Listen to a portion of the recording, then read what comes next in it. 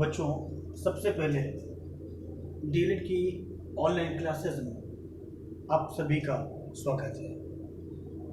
बच्चों, गोकुल सिंह स्मारक महाविद्यालय परिवार आज की ऑनलाइन क्लासेस में डीएलएड प्रथम सेमेस्टर के सभी बच्चे ध्यान देंगे। आज की मेरी जो ऑनलाइन क्लास है वो है बच्चों सामाजिक अध्ययन एसएसटी से सब्जेक्ट से, और अध्याय 2 यानी चैप्टर 2 है मानव की उत्पत्ति एवं विकास तथा नदी घाटी की विशेषताएं। बच्चों, मानव की उत्पत्ति और उनका विकास और नदी घाटी की ये सभी विशेषताएं यानी origin and development of human being and river valley civilisation. बच्चों, मैं आपको बता दूं, आप सभी को मैं लेकर के चल रहा हूं। सबसे पहले मेरी जो आज की हेडिंग है वो है बच्चों जीवों की उत्पत्ति।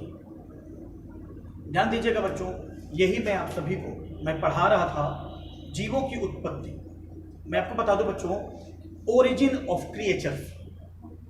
बच्चों, पृथ्वी पर जीवों की उत्पत्ति कब और कैसे हुई, इस सवाल का जवाब देना बहुत ही कठिन काम है। और इन सब के बावजूद वैज्ञानिकों ने जीवों की उत्पत्ति के संबंध में विकास की निम्न बहुत सारे तथ्यों का वर्णन किया है, बहुत सारे पॉइंट का वर्णन किया है। बच्चों, आज की मेरी जो पहली पॉइंट है जीवों की उत्पत्ति में वो है सूक्ष्म तथा जीव विहीन जीवों की उत्पत्ति। बच्चों, सूक्ष्म तथा जीव विहीन जीवों की उत्पत्ति में अगर हम बात करें, मैं आपको बता दूं बच्चों, याद रखिएगा आप सभी कि अधिकांश वैज्ञानिकों का यह कथन है कि आज से लगभग 50 करोड़ वर्ष पूर्व सबसे पहले जल में रहने वाले जीवों का जन्म हुआ। ये जीव जेली के समान अत्यंत सूक्ष्म थे। इस जीव में वनस्पति एवं पशु दोनों के सूक्ष्म लक्षण व्याप्त हैं, और यह एक कोशिकीय था, एक कोशिका माना जाता है, ये एक कोशिकीय रूप में था। और इसी प्रकार के अन्य अनेक जीवों का भी जन्म धीरे धीरे धीरे धीरे होता गया। नेक्स्ट है बच्चों उभयचर जीवों की उत्पत्ति, यानी ओरिजिन ऑफ एम्फीबियंस। उभयचर जीवों की उत्पत्ति बच्चों, मैं आपको एक बात बता दूं कि करोड़ों वर्षों के उपरांत प्राकृतिक रूप से उभयचर प्राणियों का जन्म होना प्रारंभ हुआ, और इनका बाहरी आवरण जो है वो बहुत ही कठोर था। जो इनका बाहरी जो घेरा था ना, बहुत ही मजबूत था, स्ट्रांग था, कठोर था, ताकतवर था। और इसमें मुख्य रूप से याद होगा आपको, नाम आपने सुना होगा, गांव में होता है ना, घोंघे, केकड़े, मेढक और मछलियों को शामिल किया जाता है। इसके साथ ही कुछ ऐसे दलदली वाले भाग थे, उस दलदली भागों में वनस्पतियों का विकास होना भी प्रारंभ हो गया। और इसके साथ ही इन ये दलदल वाला भाग था ना, इन दलदली भागों में कुछ रेंगने वाले सरीसृप का भी जन्म हुआ। और ये जीव स्थल एवं जल, ये जीव जो है स्थल मंडल में और जल मंडल दोनों स्थानों पर सरलता पूर्वक रह सकते थे, और इसलिए इन्हें उभयचर प्राणी कहा गया है। नेक्स्ट है बच्चों अंडज जीवों की उत्पत्ति। याद रखिएगा बच्चों, मैं लेकर के चल रहा हूं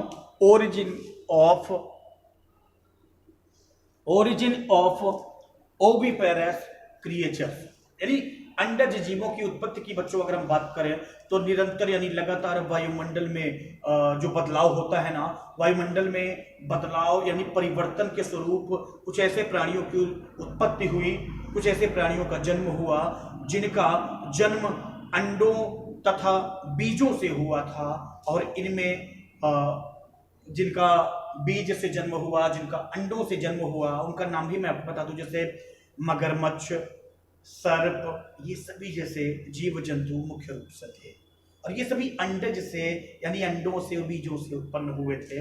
नेक्स्ट है बच्चों नभचर एवं स्तनपायी जीवों की उत्पत्ति। बच्चों मैं आपको बता दूं, याद रखिएगा, ओरिजिन ऑफ एवियंस एंड मैमल्स,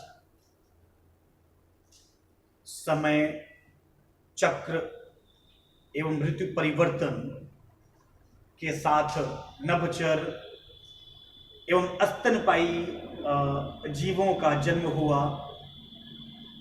नभचर के अंतर्गत आकाश में उड़ने वाले जीवों को सम्मिलित किया जाता है, मतलब आकाश जो आकाश में विचरण करते हैं उन सभी जीवों का अध्ययन करना नभचर कहलाता है।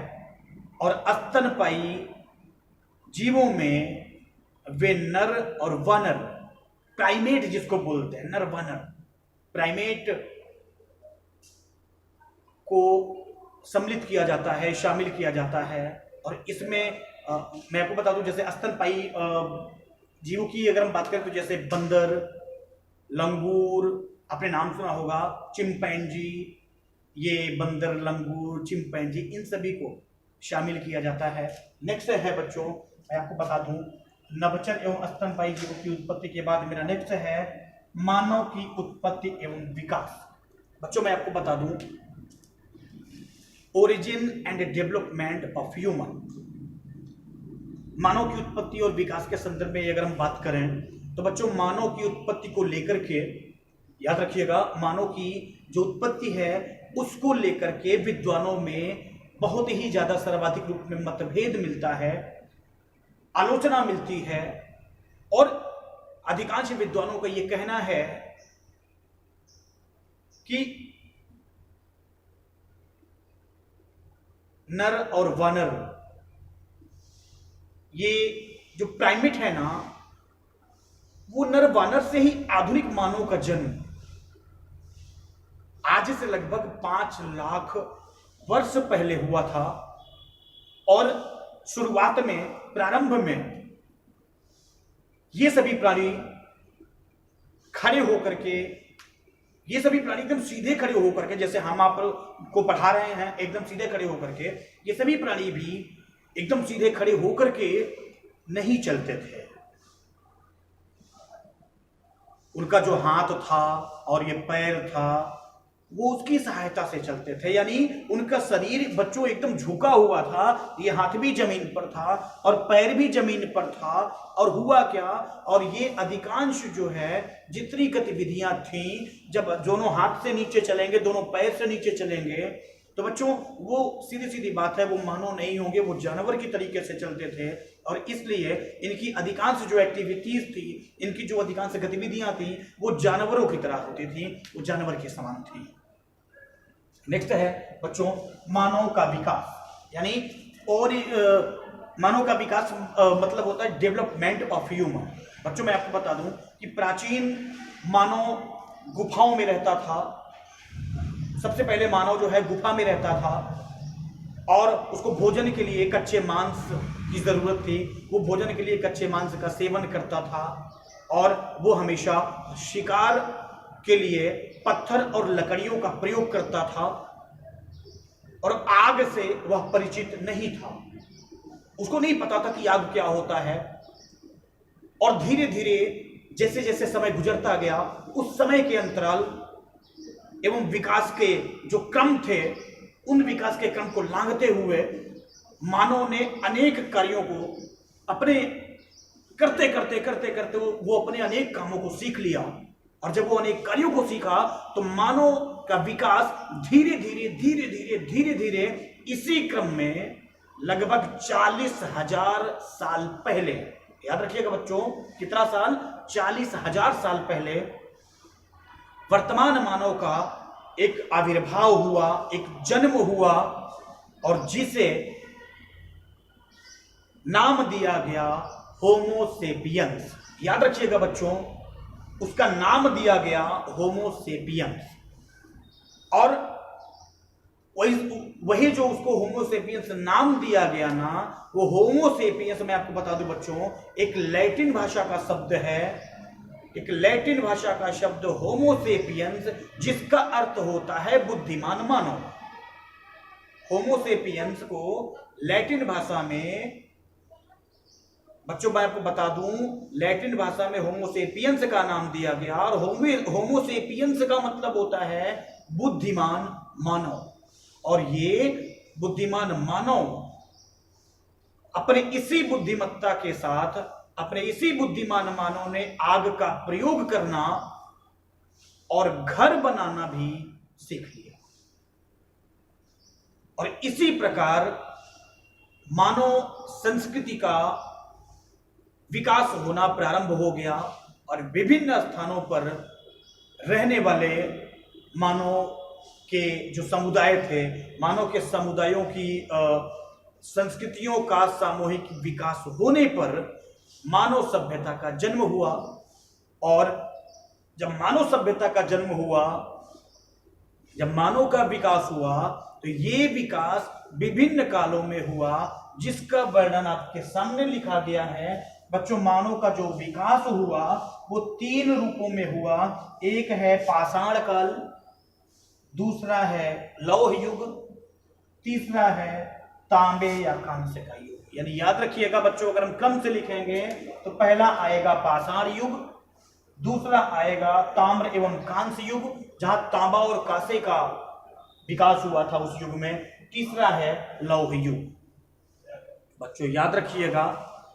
और मैं आपको नेक्स्ट लेकर के चल रहा हूं बच्चों। अगर हम पाषाण काल की बात करें, अगर हम इसकी बात करें, तो मैं आपको बता दूं बच्चों कि पाषाण काल यानी स्टोन जो एज था, पाषाण युग एक इतिहास का वह काल है जब मानव का जीवन पत्थरों, पाषाण मतलब होता है पत्थर, जब मानव का जीवन पत्थर पर अत्यधिक आश्रित होता था।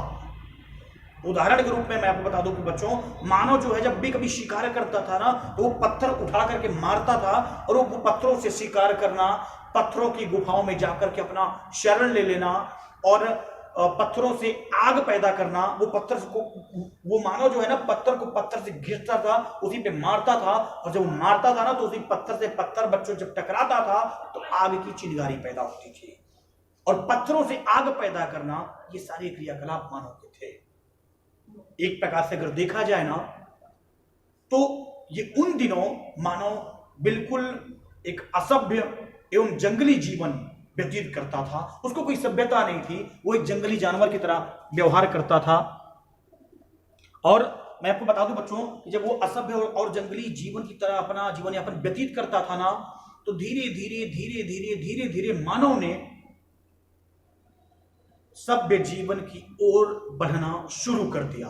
अरे भैया, कब तक आप असभ्यता का जिंदगी जिएंगे? कभी ना कभी तो सभ्यता की लाइन पर आएंगे ना। करते करते करते करते उस असभ्यता का परित्याग करते करते मानव जो है सभ्यता के रास्ते पर अपना कदम बढ़ा दिया।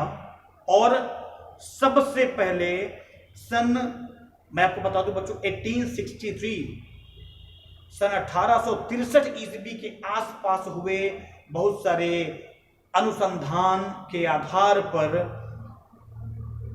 एक बहुत अच्छे विद्वान थे, इतिहासकार थे, रॉबर्ट बुशफुट। याद रखिएगा नाम का बच्चों, रॉबर्ट बुशफुट। यही रॉबर्ट बुशफुट जो है बच्चों, इन्होंने पाषाण काल को 2 भागों में बांटा। जब इन्होंने पाषाण काल को 2 भागों में बांटा, तो उन 2 भागों में पाषाण काल का नाम रखा। पहला है पूरा पाषाण काल और दूसरा है नव पाषाण काल। ये पूरा पाषाण काल और नव पाषाण काल को 2 भागों में बांटने का काम प्रसिद्ध इतिहासकार रॉबर्ट बुशफुट ने किया था। और इसी वर्गीकरण के बावजूद बच्चों मैं आपको बता दूं, दोनों कालों में एक अंतराल प्रतीत दिखाई पड़ रहा था, प्रतीत हो रहा था, और वो था जिसे काफी समय के पश्चात बर्किट एवं टाड ने, याद रखिएगा, बहुत ही अच्छे इतिहासकार और थे, बर्किट एवं टाड। क्या नाम था बच्चों? बर्किट एवं टाड। बच्चों ये बर्किट एवं टाड ने ना उत्खनन के आधार पर, प्राप्त वस्तुओं के आधार पर दोनों कालों के बीच जो तारतम्य था वो जोड़ दिया, और इस बीच की कड़ी को मध्य पाषाण काल के नाम से जाना गया है। मैं आपको पढ़ाऊंगा आगे। और इन दोनों कालों के बीच तारतम्य को जोड़ने का काम, जो बीच का काम हुआ ना, वो जो बीच की कड़ी हुई, वो मध्य पाषाण काल के नाम से जाना जाता है। और बच्चों मैं आपको एक बात बता दूं कि ये जो पाषाण काल है ना, ये जो स्टोन एज है ना, ये पाषाण काल का विकास विभिन्न कालों में हुआ, और इस तरह पाषाण काल को 3 भागों में व्यक्त किया गया। आपके सामने लिखा हुआ, पहला है पूरा पाषाण काल, दूसरा है मध्य पाषाण काल, और तीसरा है बच्चों नव पाषाण काल। मैं आपको यह भी बता दूं बच्चों कि पूरा पाषाण काल का जो समय है ना, वो 2,50,000 ईसा पूर्व से 1,00,000 ईसा पूर्व तक है। 2,50,000 ईसा पूर्व से 1,00,000 ईसा पूर्व तक का जो काल होगा वो पूरा पाषाण काल कहलाएगा।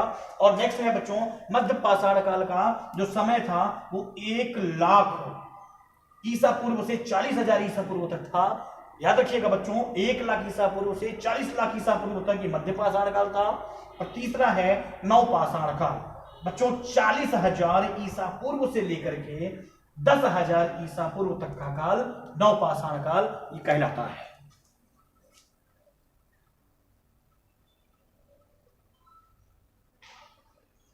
बच्चों आप सभी याद रखिएगा, पूरा पाषाण काल जो 2,50,000 ईसा पूर्व से लेकर के 1,00,000 ईसा पूर्व तक है। दूसरा मध्य पाषाण काल जो बच्चों 1,00,000 ईसा पूर्व से लेकर के 40,000 ईसा पूर्व तक है। तीसरा है बच्चों नव पाषाण काल जो 40,000 ईसा पूर्व से लेकर के 10,000 ईसा पूर्व तक आपको नव पाषाण काल दिखाई देगा।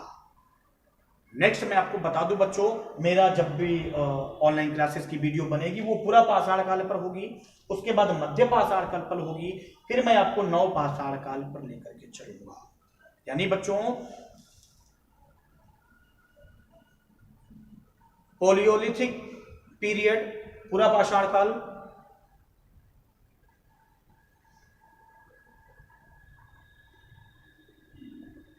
मेसोलिथिक एज मध्य पाषाण काल, नियोलिथिक एज नव पाषाण काल। आपको नेक्स्ट टर्म में